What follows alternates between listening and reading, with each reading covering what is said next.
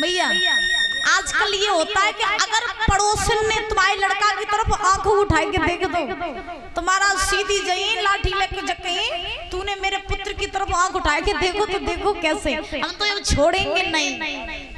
तो आजकल महाराज कोई छोड़ता नहीं है, बल्कि महाराज सब लड़ने के लिए चले जाते हैं। ध्यान रखना, जहाँ लड़ाई होती है ना महाराज, वहां पर हर चीज बिगड़ जाती है।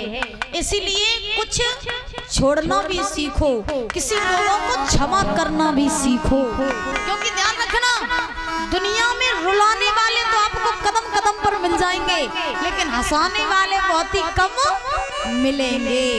लड़ाई करने वाले तो आपको कदम कदम पर मिल जाएंगे, लेकिन क्षमा करने वाले आपको बहुत ही कम मिलेंगे। ठीक है भैया,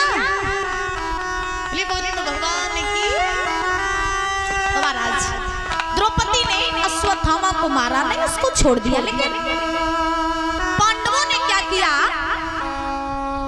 कि अश्वत्थामा के सर के जो बाल थे, एक तरफ के बाल मुड़वा दिए, एक तरफ की मूंछ मुड़वा दी, और मुड़वा करके उसके मस्तक में एक मणि थी और उस मणि को महाराज निकाल लिया, और मणि को निकाल करके आज उस अश्वत्थामा को छोड़ दिया।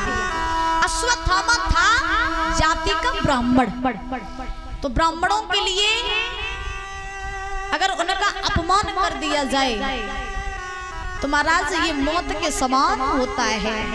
जितना कष्ट मौत का नहीं होता है, जितना गहरा घाव मौत का नहीं होता है, उससे कई गुना ज्यादा घाव अपमान का होता है। अगर एक बार मौत आ जाए तो आप एक ही बार में मर जाओगे, लेकिन अगर आपका अपमान हो जाए तो आप दिन रात मरोगे। सही बात है ना, अपमान हो जाए तो आप दिन रात मरोगे। तो ऐसे अश्वत्थामा का अपमान हुआ। आज महाराज अश्वत्थामा जो था वो लौट करके आया, अब बदले की ईर्षा उसके भी मन में हो गई, ईर्षा हो गई, सोचने लगा पांडवों ने अगर मेरा अपमान किया तो मैं पूरे पांडवों का वंश ही नाश कर दूंगा। अश्वत्थामा जानता था कि अभिमन्यु की जो पत्नी है उत्तरा वो गर्भवती है, उनके गर्भ से बालक जन्म लेने वाला है, संतान जन्म लेने वाली है, तो जन्म होने से पहले ही मैं उस संतान का नाश कर दूंगा।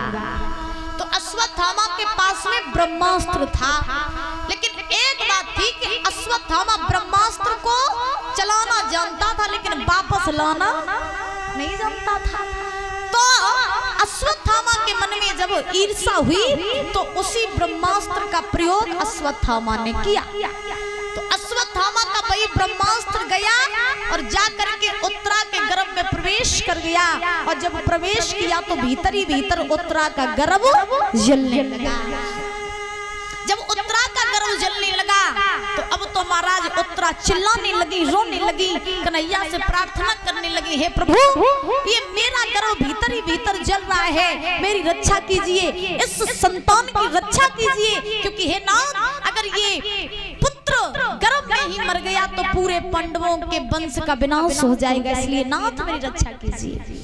भगवान समझ गए कि ये काम किसी का नहीं अश्वत्थामा का है, तो भगवान ने क्या किया कि अपना छोटा सा सूक्ष्म रूप बनाया, और सूक्ष्म रूप बना करके आज उत्तरा के गर्भ में प्रवेश कर गए, और उत्तरा के गर्भ में प्रवेश करके महाराज उस ब्रह्मास्त्र को खंडित कर दिया।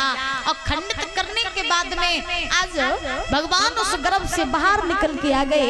भगवान ने उत्तरा के गर्भ की रक्षा की, और जब गर्भ की रक्षा की तो उसी गर्भ से एक महान तेजस्वी यशस्वी बालक का जन्म हुआ, जिनका नाम पड़ा परीक्षित। बोले परीक्षित जी महाराज की, उन्हीं का नाम पड़ा परीक्षित।